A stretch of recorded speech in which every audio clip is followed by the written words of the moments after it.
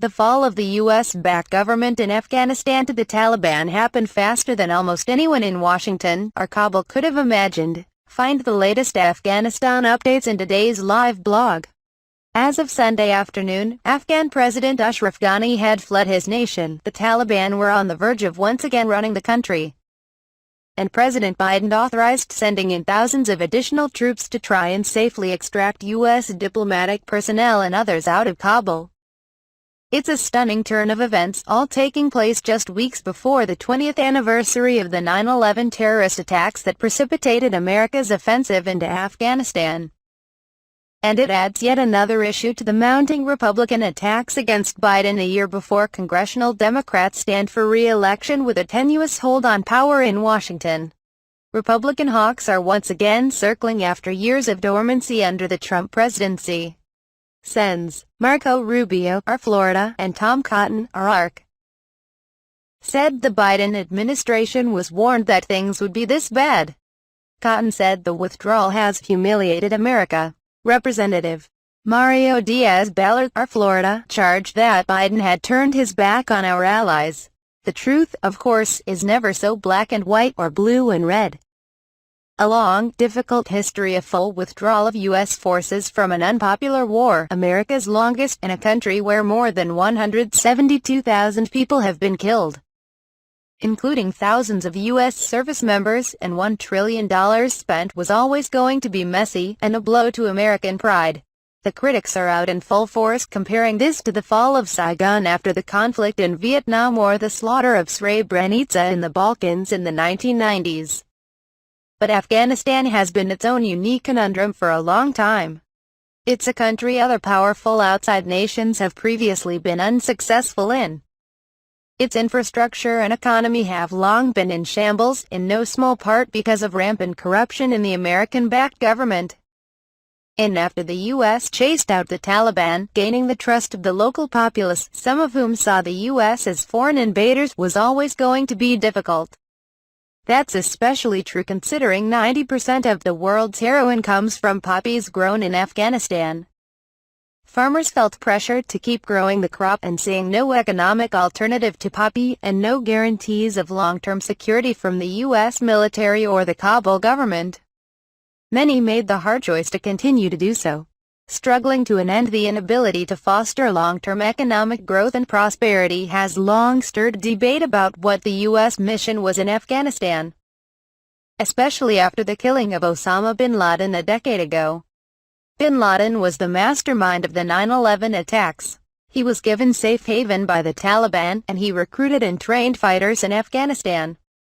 How to end the war has been an enigma for American presidents. George W. Bush largely abandoned Afghanistan and instead turned to a futile and costly attempt at regime change and then nation-building in Iraq. Barack Obama refocused on Afghanistan and what he felt was the core mission: finding and killing bin Laden. But from the beginning of his presidency, Obama felt pressure from the Pentagon to not totally pull out of the country. He began a drawdown after bin Laden's killing, but never left completely. The continued U.S. presence in the country grew unpopular with Americans, including many Republicans. Neoconservative hawks took a backseat to the domestic-focused populism of the Tea Party, which former President Donald Trump rode to the top of the GOP. Trump defied his party orthodoxy, sawing off the national security hawk leg of the three-legged Republican stool that stood firm since President Ronald Reagan led the party. And he laid the foundation for the withdrawal by making a deal with the Taliban that was supposed to have U.S. troops out by May 1st. There was talk for a while of inviting them to Camp David last year to ink a deal. Trump now criticizes the way Biden withdrew the forces.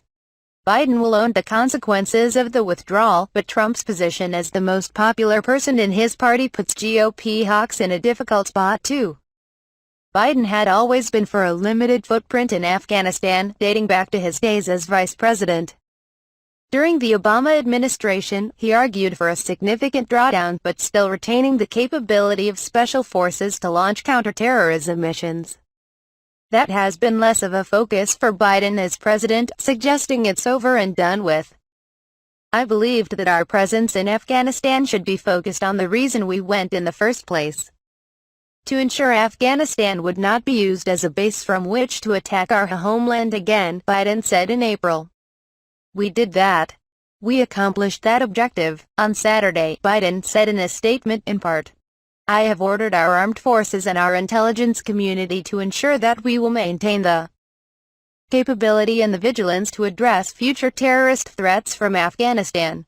How that will happen is unclear. The Secretary of State Tony Blinken said on NBC's Meet the Press on Sunday that the U.S. is more capable of launching counterterrorism strikes now than before 9/11. We are in a much different and much better place than we were right before 9/11, Blinken said. The group that attacked us has been dramatically diminished. Its capacity to attack us again from Afghanistan, dramatically diminished. Our ability to see if it re-emerges and our capacity to do something about that is very strong. And so in that sense, I think we're in a much better place than we were 20 years ago. Political pressure and a debate that will likely continue for generations. The U.S. certainly doesn't have the same peace and prosperity blinders on that it did in the 1990s. But there are those particularly aligned with the military who argue the U.S. should have stayed longer because without the U.S. the inevitable happened. The Taliban wrested control from a pro-Western government, and there are fears that since the Taliban gave cover once to al-Qaeda, that terrorist cells could rise again without a robust U.S. presence in the country. That narrative is a popular one, especially in a Washington media echo chamber that has often been criticized for being too pro-military. Others believe that's wrong, however, and that staying in Afghanistan, perhaps perpetually, would be a fool's errand. However ugly the denouement, Biden understood the reality of the situation better than his military advisors, left-leaning writer Josh Marshall of Talking Points memo writes, adding, after 20 years it was up to the Afghans to decide their own future. This is a fight for Afghans, not another generation of American boys. A perpetual deployment was not in the security interests of the United States. That's precisely the argument the Biden administration is making. 20 years, $1 trillion, 2,300 Americans who lost their lives, a massive investment, Blinken said on Meet the Press Sunday. And the president concluded that it was time to end this war. He added that America has been in Afghanistan longer than the British in the 19th century and twice as long as the Russians in the 20th century. As a strategic matter, Blinken said, there is nothing that our strategic competitors would like more than to see us bogged down and mired in Afghanistan for another 5, 10, 20 years. That is not in the national interest.